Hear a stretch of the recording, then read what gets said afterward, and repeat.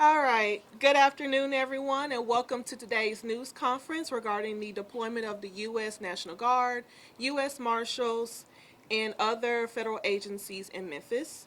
The purpose of today's news conference is to discuss the deployment and provide resources to the Memphis community. Next, we will begin the news conference with remarks from Kermit Moore, President of the NAACP Memphis branch.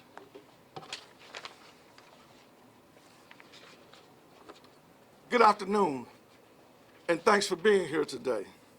On behalf of the NAACP Memphis branch and our community partners who are standing with us today include some of the NAACP Executive Committee, Shelby County Democratic Party, Shelby County Democratic Women, the National Women's Political Caucus, Memphis Urban League, Memphis and West Tennessee AFL-CIO,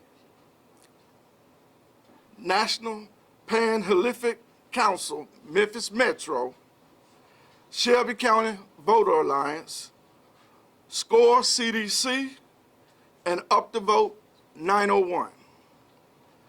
I stand before you to say clearly the federal occupation of Memphis is unnecessary, unwarranted, and it must end. Our city is not a military training ground. The occupation is not about fighting crime. The facts are clear. Over the past 2 years, both violent crimes and overall crime in Memphis has dropped by double digits. So, we have to ask, why here? Why now? Why are our taxpayer dollars being used to send troops into Memphis when the needs of our community are going unmet? The truth is simple. The resources being spent on this occupation could do far more good if they were invested in our people, in education, in workforce development, and in housing. That is how you build safe and strong communities. This is how you uplift families and create opportunity. Instead, we are being used as pawns in a political game, and we will not accept that. We will not stand by while our neighborhoods are militarized under the false promise of safety. Today, the NAACP Memphis branch calls on our government to change course, to invest in its citizens, to invest in the cities, and to treat Memphis with the dignity and respect it deserves. We stand united, and we will not be silenced. We demand investment, not occupation. We demand progress, not politics. I will bring up Gail Jones Carson, President of the Memphis Urban League and second Vice President of the NAACP Memphis branch. Thank you. Thank you, President Kermit Moore. Greatly appreciate those comments. The Memphis Urban League is very happy to partner with the NAACP Memphis branch and all the other organizations here. As we learn to deal with the situation that we're in, we are now occupied. And what we want to do at the Memphis Urban League and some of the other organizations is to make sure that our citizens are safe. Make sure that they have the resources that they need and the information that they need to be safe. They are here. Now what? We must make sure that our young people and all who are touched in any kind of way know how to deal with the situation. And a lot of us are talking about our First Amendment rights, and we do have First Amendment rights. We have freedom of speech.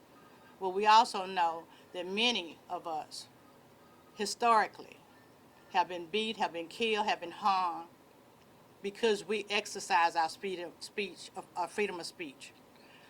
Being right also can cause you to be in jail. It can cause you to be dead. So what we want people to do is to stop, to pause, to think before you act.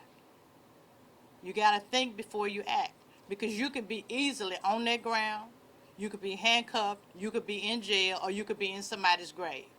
So we at the Memphis Urban League, we have quite a bit of information and resources available for citizens on how to deal with a situation when you get arrested, what your rights are, and how to act in these kind of situations. We have a lot of information on our website, which is memul.org. And I can't plead enough with our citizens to just think before you act. It is very important. Like I said, you can be right, but you can also not be living too, trying to be right. So we don't want our city up in flames. We don't want people be beat. We don't want the fighting. We don't want any of that. But we also must take responsibility with our actions. We don't want them here, but they're here. So how do we help make sure our public, our citizens, our community is safe? And that's what we want to focus on. Thank you very much. Will you bring it up here? Ian. Oh, Ian, with, I'm sorry, with Shelby Vogt. Come on up, Ian. Ian Randolph. Thank you, Ms. Gail Jones-Carson. I'm Ian Randolph with the Shelby County Voter Alliance. I'd like to speak to the community organizations, the churches, the unions in this city. It's incumbent for us to come together in the spirit of unity and work together to educate our community and our citizens on their rights and how to protect themselves. Groups like Free 901 along with the NAACP, are trying to fill that gap. The other thing that I'd like to bring up, since I do represent the Shelby County Voter Alliance, is the impact that this occupation, this illegal occupation, may have on voting. Now, it's been said that this occupation may not be something that's temporary. It may be something that's indefinite. In the back of my mind, I'm thinking about what's going to happen in 2026 when the elections start. Are there going to be troops outside the poll under the guise of protecting us while we vote? People need to understand and get up the courage to go to the polls next year to exercise their right to vote. We've seen that voting has consequences. If you didn't know that before, I'm sure you know that now. And one of the ways that we can get out of the situation that we're in is to exercise your right to vote. Don't be scared to vote if you see troops at the polls. Exercise your right. Start getting mentally prepared for that now. Do it now. Let's be proactive, not reactive. It's been said that when Memphis rises, the South will rise. This is God's little chocolate city, and he's not going to let us lose it. I'd like to bring up Mrs. Deidre Malone. Thank you, Ian. Good afternoon, everybody. I'm Deidre Malone. I'm president of the National Women's Political Caucus, but I'm also the first vice president of the NAACP Memphis branch. This group that we've convened today is action-oriented. We all saw the sham of a showing earlier this week when members of the Trump administration was in town and that visiting law enforcement officers were unleashed to do whatever they want to do in our community. We need to be prepared. President Moore mentioned that we want our community to be educated on what can potentially happen and the resources available for them to learn what to do and what not to do if you're approached by federal agencies. So working with the National NAACP, we did release a survey yesterday We asked 3 questions, and people are still taking the survey right now. We will make sure that we share those survey results on our website. Do you approve or disapprove of the National Guard being deployed in your community? How do you believe the deployment of the National Guard in our community affects safety and trust? And instead of deploying the National Guard into our communities, what issues do you believe the administration should prioritize and address? Here's what we're doing as a group. We have created a website on the NAACP page called Defending Democracy Together, a Safer Memphis for All. It's on our homepage. We have a hotline number, 901-206-2947. That will be monitored by our staff and triaged by our Chair of Legal Redress, Attorney Van Turner, and his committee. The website also shows a fact sheet from our national NAACP, and it talks about what you need to do when the National Guard is in your community. We also have a link that shares what the City of Memphis is doing with their Safe and Clean website. It outlines all of the federal agencies that are in our community right now, phone number with resources for our citizens to be educated and prepared. We want you to hear directly from the mayor and the police chief. So what we've done as a group is we've organized a virtual town hall meeting with Memphis Mayor Paul Young and Police Chief C.J. Davis. It's going to be Wednesday, October the 8th at 3:15. It is a webinar, so you're going to have to register to participate. But we want you to know that that information is on our website. That will be the first of several town hall meetings that we'll have. We're going to work with our partners that we built this coalition with to determine who our next speakers are going to be. But lastly, we built this coalition of partners because we know that we have all pockets of influence and credibility in our communities with this coalition. And it's going to take all of us to make sure that our people, Black, brown, and immigrant people, are educated and not afraid in their own communities. At this time, we'll take any questions you may have. I'm sorry, Channel 3. Can you tell me what you're hearing from the community, any particular areas of town where there seems to be a stronger show of Anybody want to take this one? what you're hearing? I'm hearing that people are afraid. I have a grandson who's a student at one of the local high schools, and he walks home every day.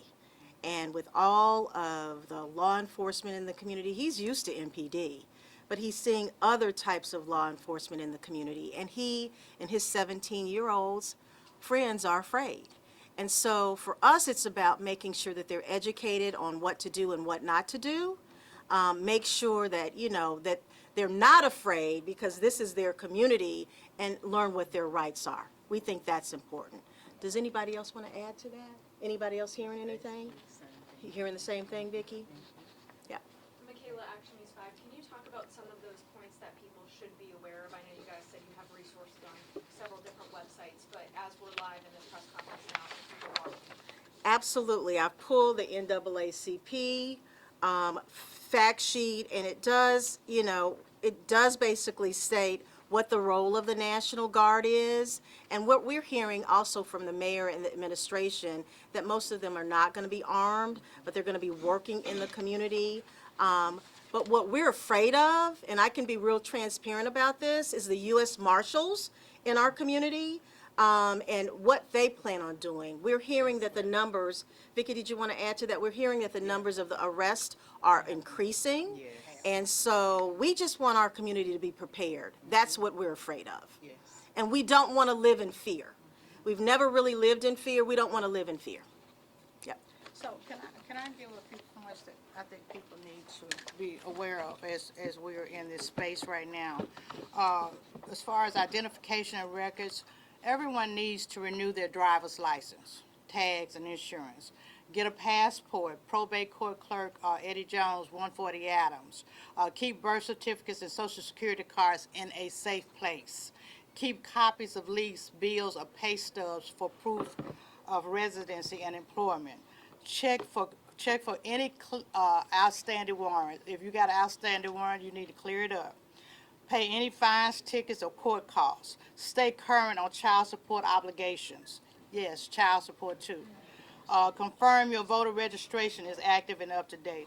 There's just so much information that we have available that people, that they may seem small, but when you get stopped, it's not small. You may end up going to jail. The numbers are up. The arrests, as Deidre mentioned, the arrests are up. But we also need people to know how to handle being arrested, how to respond to the police. Like I said earlier, you have a First Amendment right, but there are consequences that come with your rights. And then you might not be able to be okay down the road, but what happens if you try to fight for your constitutional rights at the time of an incident where you're being arrested or where you're being stopped? So we are asking, please think before you act. And go to our websites. We have a lot of information, just basic information that can help save some people. Hey, good afternoon. I'm Vicki Terry, the Executive Director of the Memphis Branch NAACP, and I was informed by a reliable source that it's not the National Guard that we should be afraid of right now.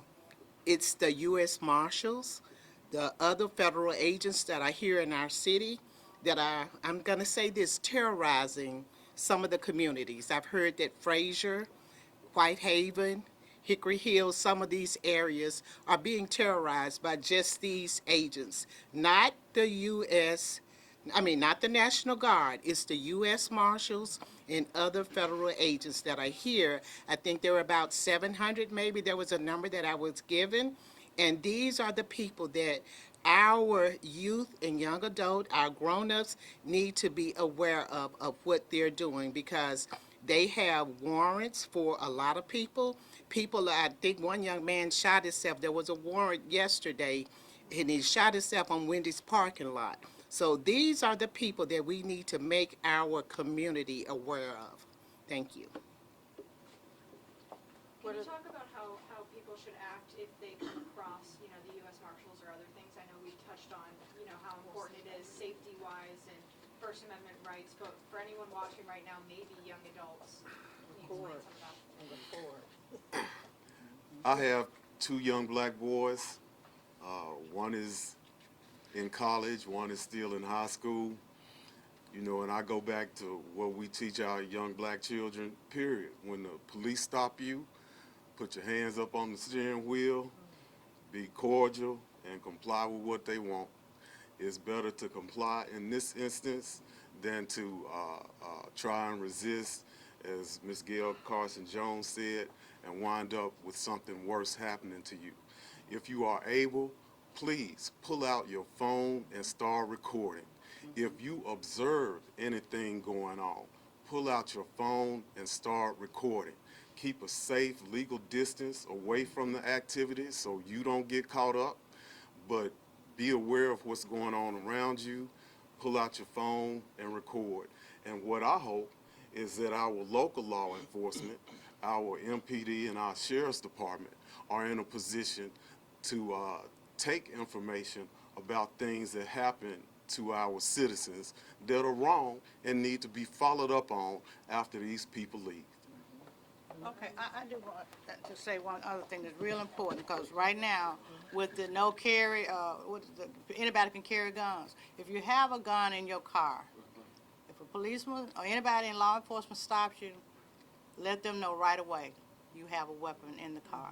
You have to let them know that for safety reasons. And another thing, memorize or write down, keep phone numbers, family attorney, bail. So I was talking to somebody this morning, and she told me she keeps her insurance card and a lot of her stuff in her desk over here. So she said now she has moved it to right here where you keep this other stuff. You need to be able to get to this stuff quickly when the law enforcement come up. Be able to get to your stuff quickly. Don't be around looking for stuff. Be able to get to it quickly, because you don't know what mood they're in, what might happen. Just have your driver's license, your insurance, your gun. Let them know about your gun, but just and do it calmly. Some people, they immediately put their hands up or whatever. As he was talking about black males, we black mothers, we have to teach our sons and nephews and stuff, we have to talk to them differently about how to deal with law enforcement. And so most of us already know how to talk to our son, but a lot of people may not have that. But you just right now, with this heightened alert in our community, we just have to be more cautious and more safe in how we move and how we act. I think you've all touched on a lot of really great points, but can you just share one overall message as we wrap up one work week and go into the start of another week with everyone being here? I can't say enough to stop, to pause, to think before you react. Because a lot of times we react quickly without thinking, and that can cause some negative actions. And be vigilant. Yeah, Vigilant, how do you? watch. Oh, right, yeah, okay. Good afternoon. I'm C.J. Crawford. I'm with Up to Vote 901. And I just kind of want to center this question about what you should do. I agree with everybody here that we should be trying to not throw our lives away when we encounter law enforcement. But I also want to center that this is a sad conversation to have, that you're trying to stay alive over a traffic stop. So what I want to say is be cautious and all of that, but also live your conscience. I refuse to be afraid that way. I'm not going to dodge eye contact with a law enforcement official. I'm not going to not assert myself. And if that gets me on the ground or death, I'm not making anybody a coward because they don't. But I also think it is wrong to ask our community to live in fear because you don't have ID, because your headlight is out. And I want to center there, the point of this is to make a public stand that this is wrong.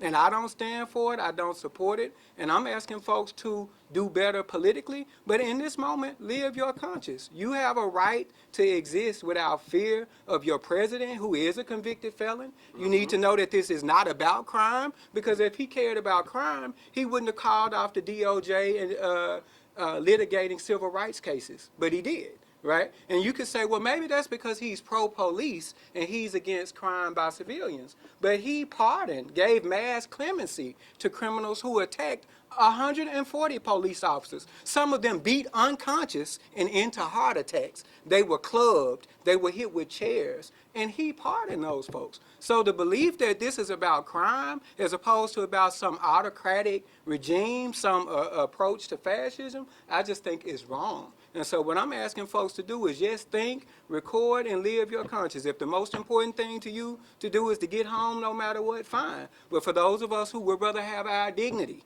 right?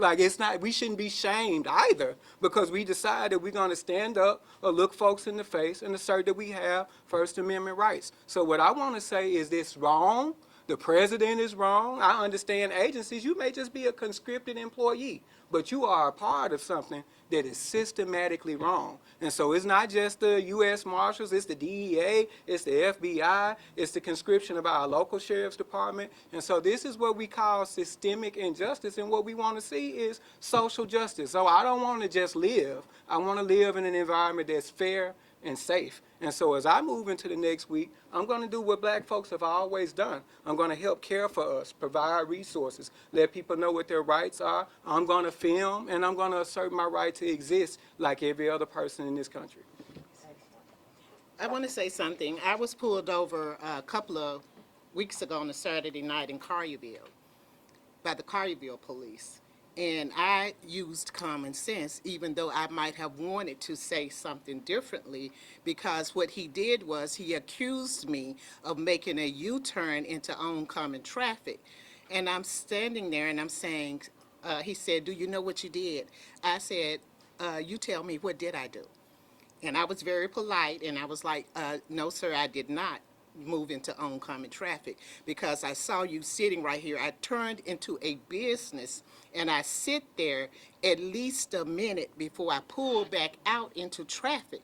But what he probably didn't think that I was going to have my insurance card or my driver's license. I gave him both. And I want to I tell my children, I told my niece, if you're driving out here not with license, don't get no fake license, don't get no fake insurance. Make sure you take care of what you need to have. And as Gail said, get your license. Go get a paper. You can go to the library where they'll print you off a piece of paper that says that your license is active or inactive or whatever. But just don't be driving around out here like you don't care, because you have got to care. You've got to make a difference in the community. I was not going to jail, and I was gonna call them and tell them y'all better come get me because I'm not going to jail for something that I didn't do, but I still had the proper identification that I needed so that they would not try to take me. But that's all I have to say. Just as she said, focus and do what you need to do. Alicia Ballinger here with the Tri-State Defender. You mentioned earlier that communities such as Whitehaven and Fraser are being targeted. Why were these areas chosen? From your perspective, was this the plan? Has this always been the plan? From my perspective, I can only say from my perspective because these are probably some of the heavily populated black communities, especially Fraser. I'm going to say, we hear about that. We hear about Whitehaven. I heard that, there was a helicopter flying low or whatever last night. And, someone called me from South Memphis over there off of Saks Road saying that, they heard that the FBI agents was just walking the streets, people walking up on you, tapping on your cars, asking for ID and everything. So don't sit in your cars. I mean, I'm afraid to just sit in the driveway or sit in a car because somebody might walk up on me. But, I think it's because of heavily populated black. And to add with this, when we're thinking about the mental health capacity of a lot of these individuals in these communities, just based off of my research, there have been at least 3 officers to 1 resident, which can be, again, very traumatic to those that are going through these experiences. So what are we doing, or are there any other ways or any other organizations that can assist with these types of issues? Well, we are all dealing with mental health, and I mean, all of us, I'm going to say this, because of this.